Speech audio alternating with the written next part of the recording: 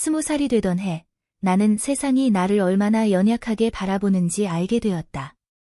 길고 마른 팔다리, 유난히 하얀 피부 때문에 늘 유리처럼 깨질 것 같다 는 말을 들었지만 정작 내가 짊어지고 있는 것은 남들의 시선보다 훨씬 무거웠다.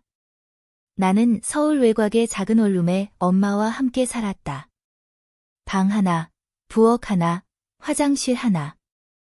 하지만 그 좁은 공간 안에서도 꿈과 불안, 기억이 늘 나를 흔들었다. 엄마는 늘 말했다. 소연아, 너는 겉모습보다 훨씬 강한 아이야. 며칠 전까지만 해도 나는 동네 분식집에서 아르바이트를 하고 있었지만 운 좋게도 중고차 매장에서 정직원으로 일하게 되었다. 그곳에서 처음 만난 사람이 바로 대표님, 민석이었다. 그는 키가 크고 어깨가 넓으며 살짝 까무잡잡한 피부에 단정하게 빗어 넘긴 머리가 인상적이었다. 늘 맞춤 정장을 입고 은은한 가죽 구두 냄새를 풍겼다. 그의 미소는 마치 매장 전체를 밝히는 듯했고 첫날 나를 바라보는 눈빛은 묘하게 따뜻하면서도 예리했다. 여기 분위기 마음에 들 거야? 둘째 날, 내가 서류를 정리하던 순간 그는 문가에 기대어 그렇게 말했다. 네, 괜찮을 것 같아요. 고개도 들지 않고 답했지만 심장이 빠르게 뛰고 있었다. 필요한 거 있으면 언제든 말해. 그의 목소리는 다정했지만 그 속에 알 수 없는 울림이 있었다. 며칠 뒤 그는 커피 2잔을 들고 내 책상 옆에 나타났다. 아이스 아메리카노 좋아하지? 하나 가져왔어. 나는 멈칫하며 고개를 끄덕였다. 그 순간 그의 시선은 마치 널 지켜보고 있어 라고 말하는 듯했다. 시간이 흐르면서 나는 조금씩 마음의 문을 열었다. 매장 안에서 그와 가까이 서면 은은하게 스치는 그의 향수 냄새, 가끔 손끝이 닿는 우연한 접촉이 나를 묘하게 긴장시켰다. 그럴 때마다 나는 무심한 듯 머리카락을 귀 뒤로 넘기곤 했는데 그는 그 사소한 제스처에도 시선을 두는 것 같았다. 어느 날, 퇴근 후 잠깐 쉬는 시간에 그는 나에게 물었다. 소연 씨, 왜 여기서 일하기로 한 거야? 나는 머리끈을 만지작거리며 대답했다. 그냥 더 나은 일을 찾고 싶었고 제가 뭐든 할 수 있다는 걸 스스로 증명해 보고 싶어서요. 그는 고개를 끄덕이며 내 말을 곱씹듯 바라보다가 말했다. 그 마음이 참 좋아. 대충 하는 사람도 많은데 소연 씨는 특별해 보여. 순간 얼굴이 달아올라 시선을 피했다. 저 그렇게 특별한 사람 아니에요. 아니야. 내가 보장할게. 특별해. 그날 이후 나는 그의 말을 계속 떠올렸다. 단순한 칭찬 같지 않았기 때문이다. 주말 저녁, 그는 나를 서울 시내의 북촌 한옥마을로 산책하자고 불렀다. 가을 바람이 부는 골목길을 걷다가 작은 카페 앞에서 멈췄다. 은은한 조명이 켜진 마당, 한옥 처마 끝에서 떨어지는 단풍잎이 낭만적으로 느껴졌다. 우리는 따뜻한 차를 마시며 이야기를 나눴다. 그는 자신의 어린 시절을 들려주었다. 변두리에서 힘겹게 자라 지금의 매장을 일군 이야기였다. 나는 그의 눈 속에서 단단한 삶의 흔적을 보았다. 그가 갑자기 내 손목을 살짝 잡았다. 따뜻했지만 조심스러운 터치였다.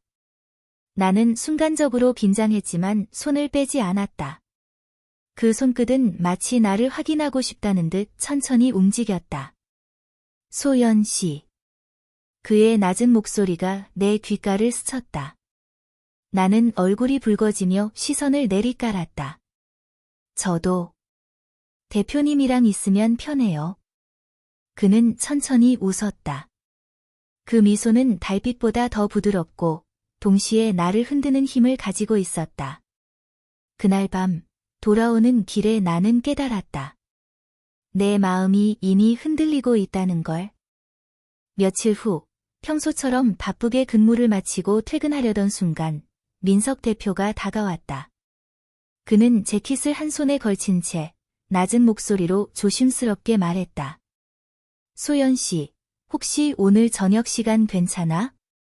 그냥 우리 집에서 간단히 밥이라도 먹으려고. 순간 심장이 세차게 뛰었다. 그의 집이라니. 단순한 초대 같지만 그 의미를 모를 리 없었다. 나는 잠시 머뭇거리다 고개를 끄덕였다. 네. 괜찮아요. 부담 가지지 말고. 그냥 편하게 생각해. 차 안에서 흘러나오는 재즈 음악은 긴장한 내 마음을 다독이는 듯했다. 창밖에는 서울 강북의 불빛들이 스쳐 지나갔다. 그의 옆자리에 앉아있자니 은은한 가죽 시트 향기와 함께 그의 채취가 섞여 들어왔다. 그 향은 묘하게 따뜻하면서도 날 설레게 했다. 그의 아파트는 한남동 언덕 위에 있었다. 고급스럽지만 과하게 화려하지 않은 공간, 깔끔하고 정갈하게 정돈된 인테리어. 나무별이 살아있는 가구와 따뜻한 조명, 벽에 걸린 흑백 사진들이 그가 어떤 사람인지 보여주는 듯했다. 어서 와, 여기가 내 작은 세계야. 그가 웃으며 슬리퍼를 건네주었다. 나는 고개를 숙이며 신발을 갈아 신었다. 그 순간 내 발목을 스치는 부드러운 슬리퍼의 감촉에 괜히 긴장감이 더해졌다. 식탁에는 이미 그가 준비한 간단한 저녁이 차려져 있었다. 잡채, 불고기, 그리고 와인 한 병. 나는 속으로 놀라며 물었다. 직접 하신 거예요? 응, 요리하는 거 좋아해. 손님 맞는 건 더더욱. 그의 대답에 작은 웃음이 흘렀다. 우리는 천천히 밥을 먹으며 이런저런 이야기를 나눴다. 와인의 붉은 빛이 잔에 일렁일 때마다 내 마음도 조금씩 풀어졌다. 식사가 끝난 뒤 그는 내게 거실 소파로 오라고 손짓했다. 부드러운 패브릭 소파 위에 앉자 그는 은근하게 다가와 와인잔을 건넸다. 편하게 있어. 오늘은 소연 씨가 주인공이니까. 나는 잔을 받으며 시선을 피했다. 하지만 곧 그의 시선이 내 손끝, 그리고 내가 입은 옅은 베이지색 원피스 위를 스치듯 머무는 걸 느꼈다. 원피스 위에 걸친 얇은 가디건, 그리고 작은 진주 귀걸이가 오늘의 나를 단정하게 보이게 했을 터였다. 그러나 그 단정함 속에서 나조차 모르게 피어나는 묘한 긴장과 설렘이 있었다. 소연 씨. 그의 손이 조심스럽게 내 손등을 덮었다. 나는 놀라 잠시 멈칫했지만 그 손길은 무겁지도 가볍지도 않았다. 단지 나를 확인하듯 따뜻하게. 그는 천천히 다가와 속삭였다. 혹시 불편하면 언제든 말해. 난 서두르고 싶지 않아. 내 입술이 떨렸다. 저도 싫지 않아요. 그 말에 그의 눈빛이 깊게 흔들렸다. 그리고 잠시 후 그는 아주 천천히 내 얼굴에 손을 뻗어 뺨을 스쳤다. 손끝은 마치 비단결처럼 부드러웠고 나는 눈을 감은 채 그 감각에 잠겼다. 우리의 입술이 맞닿은 순간 세상이 고요해졌다. 이번에는 지난번보다 조금 더 긴, 그러나 여전히 조심스러운 입맞춤. 그의 숨결이 내 볼을 스치며 닿았고 나는 온몸이 따뜻하게 데워지는 것을 느꼈다. 그 후 우리는 잠시 떨어져 서로를 바라보았다. 그는 살짝 웃으며 내 머리카락을 귀 뒤로 넘겨주었다. 정말 아름답다, 소연 씨. 나는 얼굴이 붉어진 채 작은 목소리로 대답했다. 저도 대표님이 좋아요. 그의 눈빛이 깊어졌다. 하지만 그는 더 이상 다가오지 않고 내 손만 꼭 잡았다. 마치 기다림 자체가 서로를 더 뜨겁게 만드는 것처럼. 그 밤 우리는 더 이상 서두르지 않았다. 대신 긴 대화와 은근한 시선, 작은 손길들로 서로를 천천히 알아갔다. 나는 깨달았다. 신뢰와 설렘이 동시에 자라나는 이 과정이야말로 가장 특별한 시작이라는 것을. 민석 대표와 그날 밤을 보낸 이후 우리의 관계는 조금씩 다른 빛을 띠기 시작했다. 그는 여전히 직장에서는 대표답게 단호하고 명확했지만 그 속에는 나만 아는 은근한 따뜻함이 스며 있었다. 출근길에 갑자기 내 앞에 나타나 따뜻한 라떼를 건네거나 회의 중 몰래 내 쪽으로 시선을 던져 미소 지을 때마다 심장이 불규칙하게 뛰곤 했다. 그 순간마다 내가 특별한 존재라는 걸 느낄 수 있었다. 주말 저녁, 그는 나를 홍대 근처로 불렀다. 번화한 거리는 불빛과 음악으로 가득했지만 그는 사람들의 북적임을 피해 작은 골목 안의 카페로 나를 이끌었다. 카페 안은 은은한 재즈 음악이 흐르고 벽에는 낡은 LP판이 장식돼 있었다. 나는 블라우스 위에 검은색 카디건, 그리고 무릎까지 오는 플리츠 스커트를 입고 있었다. 발에는 심플하지만 반짝이는 스트랩 힐을 신었다. 그의 시선이 내 발끝에서부터 천천히 위로 올라오는 걸 느꼈다.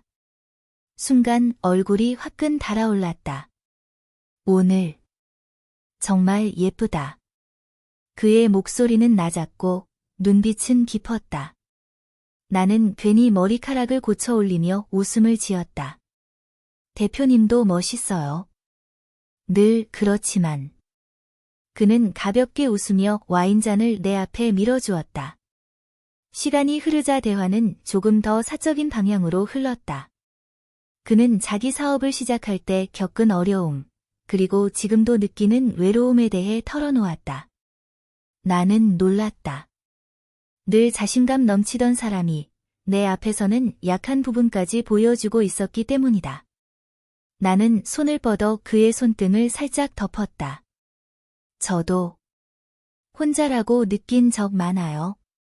아마 그래서 대표님 말씀이 더 와닿는 것 같아요.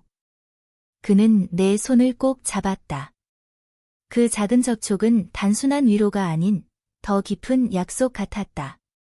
며칠 뒤 매장에서 작은 사건이 있었다. 동료 직원이 농담처럼 내게 대표님이랑 요즘 자주 붙어 다니네 라고 말했다. 순간 나는 얼굴이 붉어졌지만 애써 웃으며 대답했다. 그러나 그 순간 민석의 눈빛이 살짝 굳어졌다. 직원이 자리를 떠난 뒤 그는 내게 낮게 속삭였다. 혹시 불편했어? 내가 조심할게. 나는 고개를 저었다. 아니에요. 오히려. 괜찮아요. 그냥 사람들이 눈치챘나 싶어서 조금 놀랐을 뿐이에요. 그는 안도의 한숨을 쉬며 내 손에 슬쩍 작은 메모를 건넸다. 오늘 저녁 다시 만나자. 그날 저녁 우리는 서울숲을 걸었다. 가을 바람이 살짝 차가웠지만 내 팔목에 닿는 그의 손길이 따뜻하게 전해졌다. 조명이 은은히 켜진 산책로에서 그는 갑자기 멈춰 섰다. 그리고 진지한 얼굴로 말했다. 소연 씨, 내가 혹시 너무 빨리 다가가는 건 아닐까 걱정돼. 하지만 멈출 수가 없어. 나는 순간 숨이 멎은 듯 했다. 그가 한 걸음 더 다가왔을 때 그의 시선은 흔들림 없었다. 저도 그래요. 내 목소리는 떨렸지만 진심이었다. 그는 내 어깨를 감싸 안으며 조심스럽게 내 귀에 속삭였다. 그럼 이제 우리 사이에 거리 둘 필요 없겠네.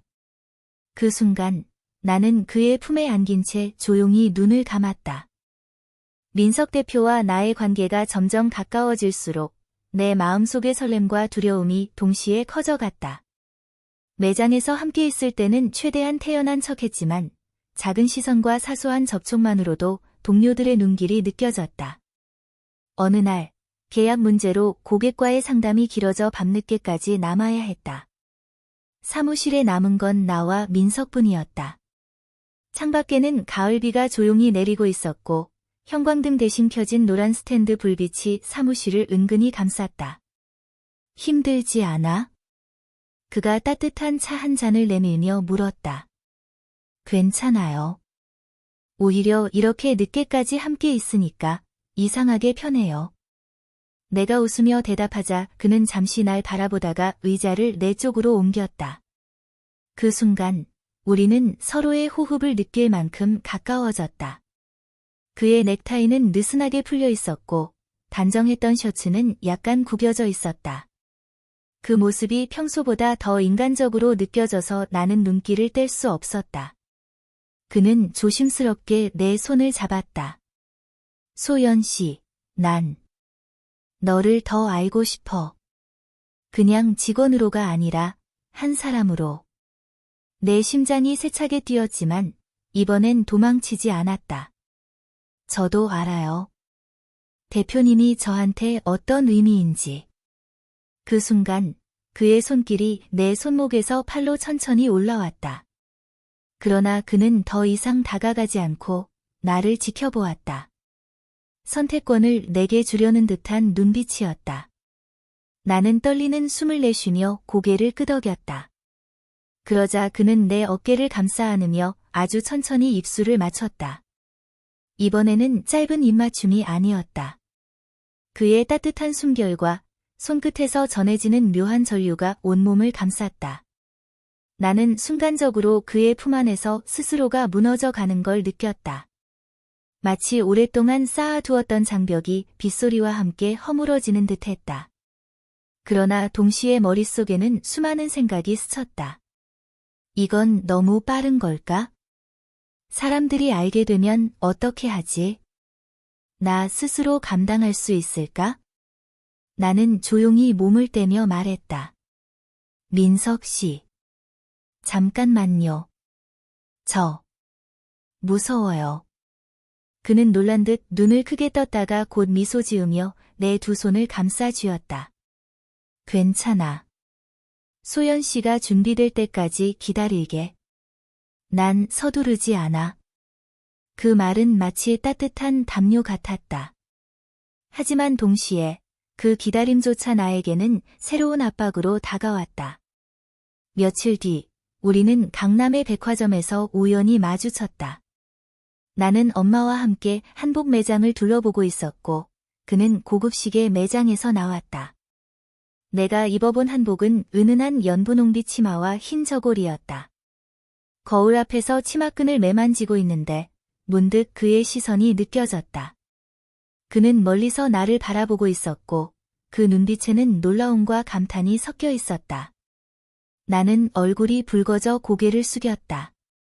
그 순간 알 수 없는 감정이 밀려왔다. 단순한 호감이 아닌 더 깊은 무언가. 하지만 동시에 이 관계가 앞으로 어떤 시선을 마주하게 될지 두려웠다. 그날 밤 집으로 돌아온 나는 한참 동안 잠들지 못했다.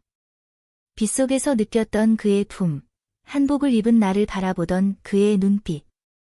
모든 것이 나를 흔들고 있었다. 나는 지금 어떤 길을 선택하고 있는 걸까? 이 질문이 머릿속에서 떠나지 않았다. 비 오는 날이 이어지던 어느 저녁, 나는 민석 대표의 초대로 그의 집을 다시 찾았다. 이번에는 단순한 식사나 대화가 아닌 무언가 결정적인 순간이 될 것 같다는 예감이 들었다. 그의 집 문을 열자 은은한 조명이 켜져 있었고 향초가 은근하게 퍼져 있었다. 그는 단정한 셔츠에 슬랙스를 입고 있었는데 평소보다 편안해 보였지만 동시에 진지했다. 소연 씨, 와줘서 고마워. 그의 말에 나는 미소 지으며 신발을 벗었다. 오늘 나는 몸에 맞게 떨어지는 블랙 원피스에 얇은 카디건을 걸쳤고 발에는 스트랩 샌들을 신었다. 은은한 반짝임이 있는 작은 클러치백까지. 나 스스로도 평소보다 신경 쓴 모습이었다. 저녁 식사는 짧게 끝났다. 우리는 와인잔을 손에 쥔 채 거실 소파에 나란히 앉았다. 대화는 자연스럽게 흘렀지만 공기에는 말로 설명할 수 없는 긴장감이 감돌았다. 그는 잔을 내려놓고 내 얼굴을 똑바로 바라봤다. 소연 씨, 나 사실 많이 고민했어. 이 관계가 너한테 짐이 되진 않을까? 내 입장 때문에 힘들지 않을까?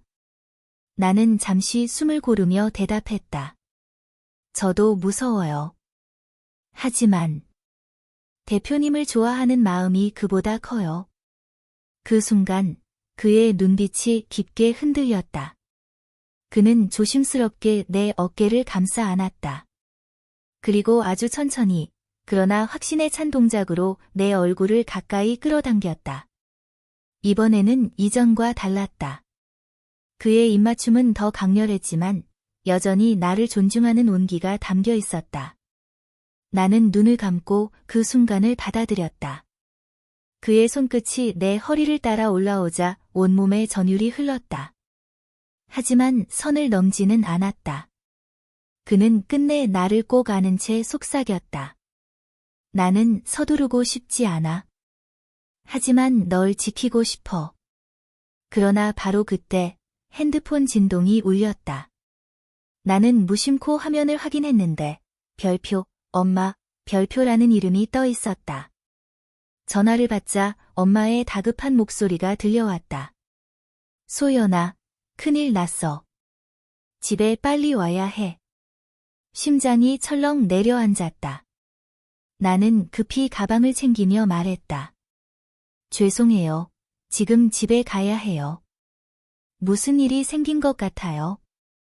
민석은 놀란 눈빛으로 나를 붙잡을 뻔했지만 곧 고개를 끄덕였다.